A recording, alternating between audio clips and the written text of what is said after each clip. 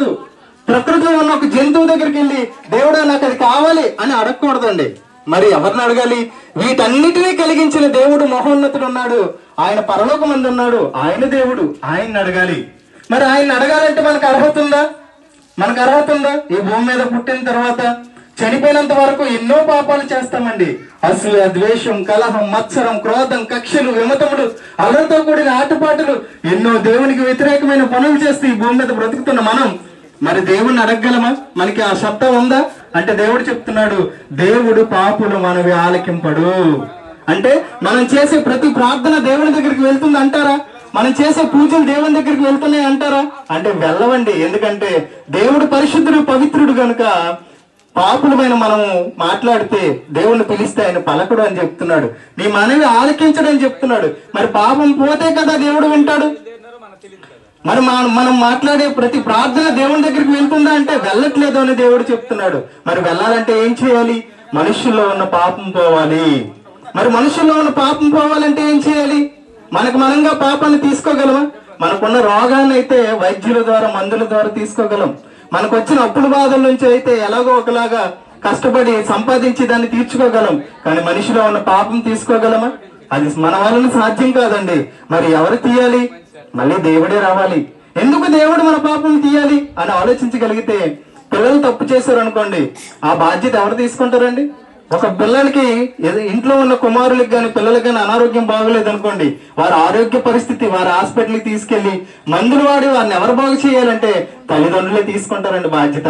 మరి అలాగే సృష్టికర్త అని దేవునికి మనం అందరం పిల్లలం గనుక, ఈ భూమి మీద పుట్టుకొస్తున్న ప్రతి మనిషికి దేవుడు తండ్రి గనుక మన అందరి బాధ్యత ఆయన తీసుకున్నాడు.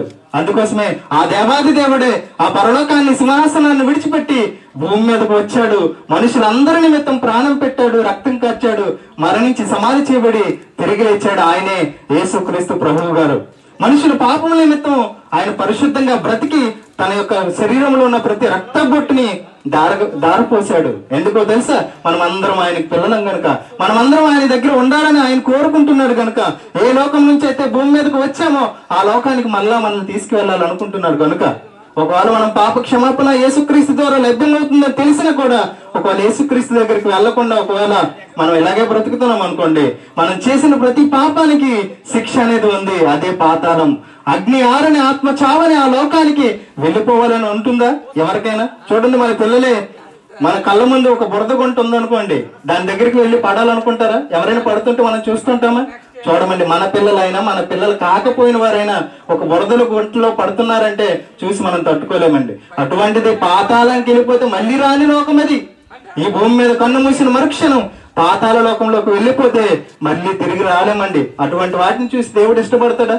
అందుకోసం దేవుడు ఒక మాట చెప్తున్నాడు బైబిల్ గ్రంథంలో, దుష్టులు మరణం నొందుడి చేత నాకేమాత్రమైన సంతోషం కలుగునా వారు తమ మనస్సు త్రిప్పుకొని నా వైపు తిరిగితే అదే కదా నాకు సంతోషం అని దేవుడు అనుకుంటున్నాడు అండి. దేవుడు అంటున్నాడు, ప్రతి మనిషి భూమి మీద న్యాయంగా కనికరమును ప్రేమిస్తూ బతకాలని దేవుడు ఇష్టపడుతున్నాడు. మరి మనుషులకు న్యాయం నేర్పేదెవరు? కనికరమును ప్రేమను చూపించేదెవరు? మనిషి పడట్లేదండి. ఈ రోజు ఒక వ్యక్తి అంటే ఇంకో వ్యక్తి పడట్లేదండి.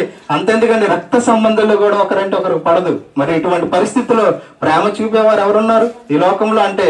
ఇదిగోండి, ఒకే ఒక్కడు మన నిమిత్తం ప్రాణం పెట్టినాడు. ఎవరంటే యేసుక్రీస్తు ప్రభు. పాపుల కోసం, నీతిమంతుల కోసం కాదండి, మంచివారి కోసం ఎవరైనా ప్రాణం పెట్టొచ్చు, సహాయం చేయొచ్చు. కానీ ఏ మంచి లేని పాపులమైన మన నిమిత్తం ప్రాణం పెట్టాడు. చూడండి, ఎవరైనా ఎంతలో సహాయం చేస్తేనే ఆపదలో ఉండేటప్పుడు అయ్యా దేవుడిలాగా వచ్చి కాపాడేవో అంటారండి. కానీ దేవుడే ప్రాణం పెడితే ఆ దేవుడిని, యేసుక్రీస్తుని దేవుడిగా నమ్ముకోవట్లేదు. ఈ రోజు ఎంత హీన పరిస్థితిలో మనుషులు జ్ఞానం ఉంది ఒకసారి ఆలోచించండి. ఈ భూమి మీద మరణించిన తర్వాత దేవుడున్న స్వర్గానికి చేరాలంటే వేసే మార్గం కనుక ఆయన ద్వారా